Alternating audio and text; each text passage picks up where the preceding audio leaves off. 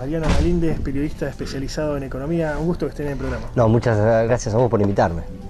Bueno, vos sos editor de Punto Biz, uno de los medios más consumidos en materia económica, financiera de la ciudad. Así es, una revista de negocios.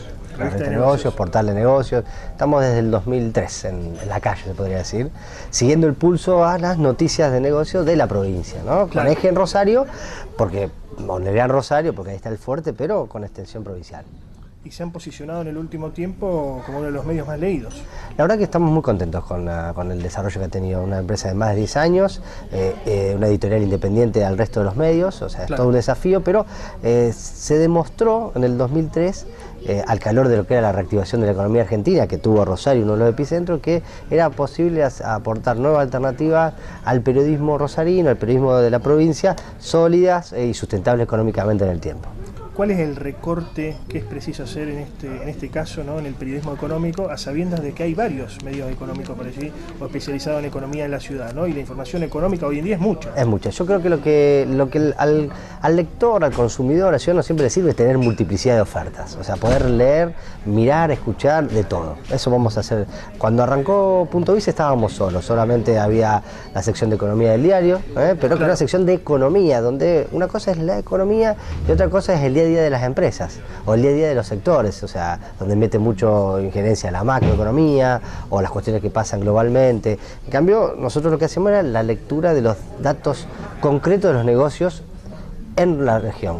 Y lo importante era del periodismo, que sabes que era interesante en aquel momento, que el periodismo empresario durante mucho tiempo estuvo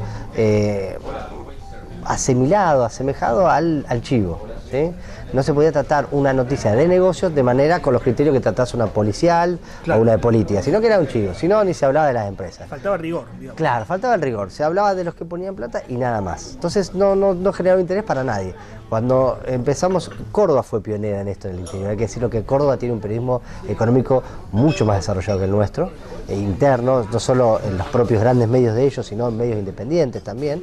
Bueno, nosotros medio tuvimos asemejarnos al modelo cordobés y empezamos a hablar de negocios desde un punto de vista periodístico, ¿sí? Desde un punto de vista de cuál está la noticia, dónde está el qué, el cómo, el cuándo, el dónde, y ahí empezamos a demostrar que eso era posible hacerlo, y después, bueno, empezaron a surgir 4 o 5 años después, otras alternativas, gracias a las redes, a la tecnología, que abarató los costos de salida de los medios.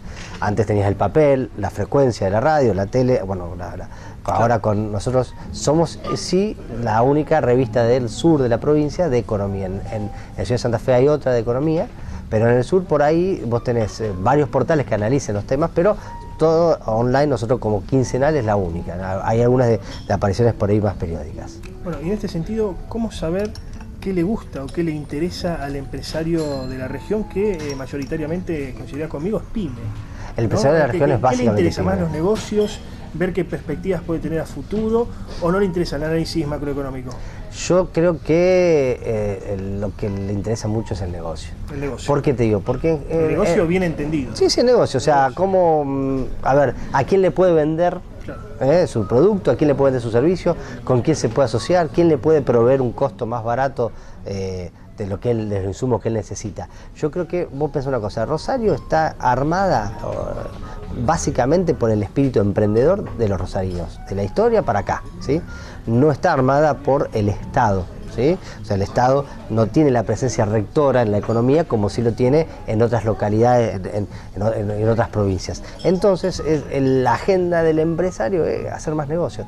Y en su mayoría de los casos, los negocios, si bien tenés un sector, podríamos decir, que muy bien desarrollado, que es el del contratista, acá no ha sido, la historia de Rosario no ha sido la historia de los contratistas de la municipalidad, de la provincia o de la nación. Ha sido la historia del sector privado haciendo negocios privados. Eso es lo que ha permitido que Rosario, cuando hay un boom de economía, pegue para arriba, y cuando hay una mala, se estrelle, porque no tiene el plafón que le da un estado grande, por ejemplo, ser una capital provincial, que te amortigua el impacto de una caída económica por el empleo público, o sea que no tiene eso, en algunos momentos no tenés el lastre, pero tampoco tenés el paraguas que te, digamos, el paracaídas que te frene en una caída. Entonces, nosotros vemos que la agenda del empresario acá en Rosario, yo te digo, es un empresariado, independientemente del sector y del tamaño y de la antigüedad, muy proactivo.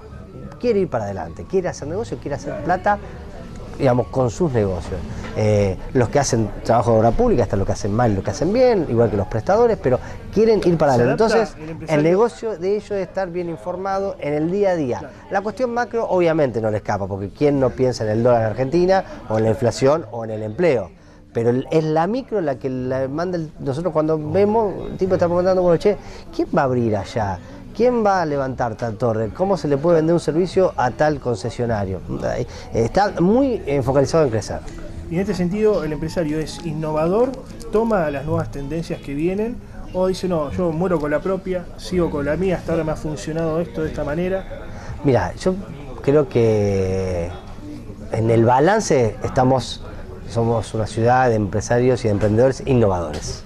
Lo cual no quita que al análisis le pasa el peine fino y ves la realidad por sectores o por tamaño y ahí encontrás de todo. Claro. ¿Por qué? Porque te digo, porque vos tenés empresas muy importantes, muy grandes, muy tradicionales, que han sido negocios con viejas recetas y que vos le venís con las nuevas y te dices, pará, yo la hice así siempre, ¿quién me venía a contar algo nuevo? Y tienen razón.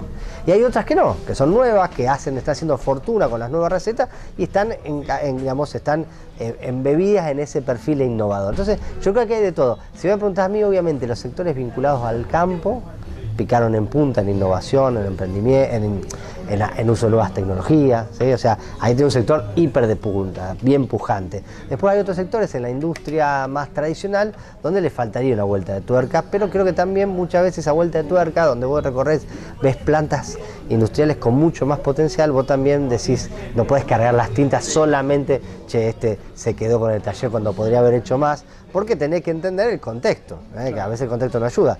El peso es muy fuerte de los impuestos, a veces la apertura total de importación en su momento los ha castigado, Corralito y Corralón le han quitado financiamiento, entonces no es cuestión de culpar, pero uno sí puede ver que hay algunos sectores en la industria pero que han quedado más atrasados. Pero te vuelvo a insistir, es pasar el peine fino y ver sector por sector, tamaño por tamaño, pero en el balance general estamos bien, estamos arriba, somos de las ciudades con emprendimientos y empresarios más innovadores, más adeptos a las nuevas tecnologías. Pero me parece que lo que hay que tener en cuenta es que una ciudad fuerte como Rosario tiene que combinar las dos cosas, y que tampoco podemos pensar más en Rosario sola. Esto es el Gran Rosario.